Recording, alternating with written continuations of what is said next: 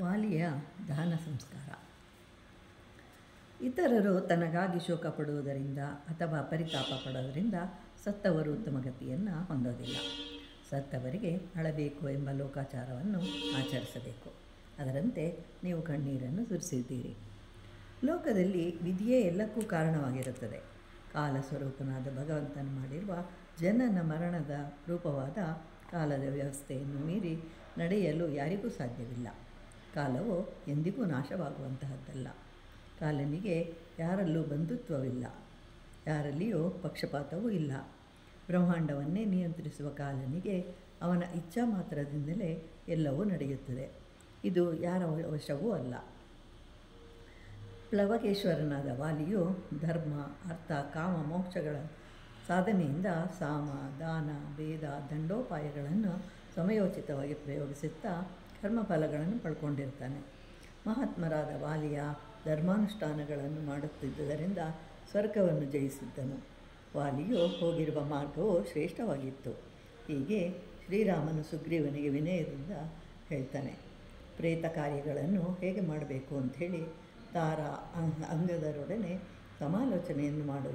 ವಾಲಿಯ ದೇಹವನ್ನು ಅಗ್ನಿಯಲ್ಲಿ ಸಂಸ್ಕರಿಸುವುದಕ್ಕಾಗಿ ಒಣಗಿರುವ ಸುಗಂಧಯುಕ್ತವಾದ ಗಂಧದ ಮರದ ತುಂಡುಗಳನ್ನು ಹೆಚ್ಚಾಗಿ ತರುವಂತೆ ಆಜ್ಞಾಪಿಸು.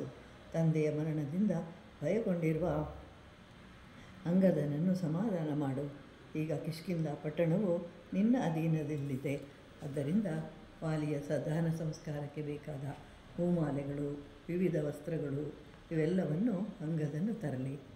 ನಂತರ ಲಕ್ಷ್ಮಣನು ತಾರ ಎಂಬ ಕಪಿ ಮುಖ್ಯಸ್ಥನಿಗೆ ಶೀಘ್ರವಾಗಿ ಹೋಗಿ ಪಲ್ಲಕ್ಕಿಯನ್ನು ಕಾರ್ಯವನ್ನು ಬೇಗ ಮುಗಿಸು ಅಂತ ಹೇಳ್ತಾನೆ. ಅದರಂತೆ ಸಮರ್ಥರು ಬಾಲಶಾಲಿಗಳು ವಾಲಿಯನ್ನು ಪಲ್ಲಕ್ಕಿಯಲ್ಲಿ ಹೊತ್ತು ಸಾಕ್ತಾರೆ. ಶಿಬಿಕೆಯನ್ನು ತರಲು ಕಿಷ್ಕಿಂಧೆಯ ಗುಹೆಯನ್ನು ಪ್ರವೇಶಿಸ್ತಾನೆ. ದಿವ್ಯವಾದ ಶಿಬಿಕೆಯ ರಥದಂತೆ ಕಾಣ್ತಾ ಇತ್ತು. ಕೃತಕ ಪಕ್ಷಿಗಳಿಂದ ಹಾಗೂ ವೃಕ್ಷಗಳಿಂದ ಚಿತ್ರಿತವಾಗಿತ್ತು. ಸುತ್ತಲೂ ಸಾಲುಗಳಲ್ಲಿ ಪದಾತಿ ಸೈನ್ಯವನ್ನು ಚಿತ್ರಿಸಿದ್ದರು. ಇದಕ್ಕೆ ಶೋಭಾಯಮಾನವಾದ ಪ್ರವೇಶ ದ್ವಾರವಿತ್ತು. ಬಲೆಯಂತಹ ಕಿಟಕಿಗಳಿಂದ ಕೂಡಿದ್ದು ಸಿದ್ಧರ ವಿಮಾನದಂತಿತ್ತು. ಕುಶಲಕರ್ಮಿಗಳಿಂದ ನಿರ್ಮಿಸಿದ್ದು, ಮರದಿಂದ ಮಾಡಿ ಬಣ್ಣ ಹಾಕಿ ಅತ್ಯಂತ ಸುಂದರವಾಗಿತ್ತು.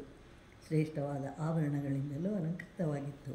ಕೃತ್ರಿಮ ಗುಹೆಗಳಿಂದಲೂ ಅರಣ್ಯಗಳಿಂದಲೂ ಕೂಡಿತ್ತು. ಅದನ್ನು ರಕ್ತಚಂದನದಿಂದ ಅಲಂಕರಿಸಿದ್ದರು. ಹೂಗೊಂಚಲುಗಳು ಹಾಗೂ ಮಾಲೆಗಳಿಂದ ಸಿಂಗಾರ ಮಾಡಿದ್ದರು. ಸೂರ್ಯವರ್ಣದಂತೆ ಪ್ರಕಾಶಿಸುತ್ತಿದ್ದ ಕಮಲ ಪುಷ್ಪದ ಮಾಲೆಗಳಿಂದ ಆವೃತವಾಗಿತ್ತು. ಇಂತಹ ಸುಂದರ ಶಿಬಿಕೆಯಲ್ಲಿ ವಾಲಿಯ ದೇಹವನ್ನು ಇಡ್ತಾರೆ. ರಾಜರು ಗಳಿಗೆ ಮಾಡುವಂತೆ ಕರ್ಮಗಳನ್ನು ಮಾಡ್ತಾರೆ. ಕಪಿಶ್ರೇಷ್ಠರು ವಿಧ ವಿಧವಾದ ರತ್ನಗಳನ್ನು ದಾರಿಯುದ್ದಕ್ಕೂ ಎರಚಿಕೊಂಡು ಮುಂದೆ ಹೋಗ್ತಾರೆ. ಲೋಕದಲ್ಲಿ ಆಯಾ ರಾಜರ ಐಶ್ವರ್ಯಕ್ಕೆ ಅನುಗುಣವಾಗಿ ಉತ್ತರ ಕ್ರಿಯೆಗಳನ್ನು ಮಾಡ್ತಾರೆ ಅಂತ ಹೇಳಿ ಸುಗ್ರೀವನು ಹೇಳುತ್ತಿದ್ದಂತೆ ಕಪಿ ಮುಖ್ಯಸ್ಥರು ಅಂಗದನೊಂದಿಗೆ ಕೂಡಿಕೊಂಡು ಮಹಾರಾಜನಿಗೆ ಯೋಗ್ಯವಾದ ರೀತಿಯಲ್ಲಿ ವಾಲಿಯ ಕರ್ಮಗಳನ್ನು ಮಾಡ್ತಾರೆ.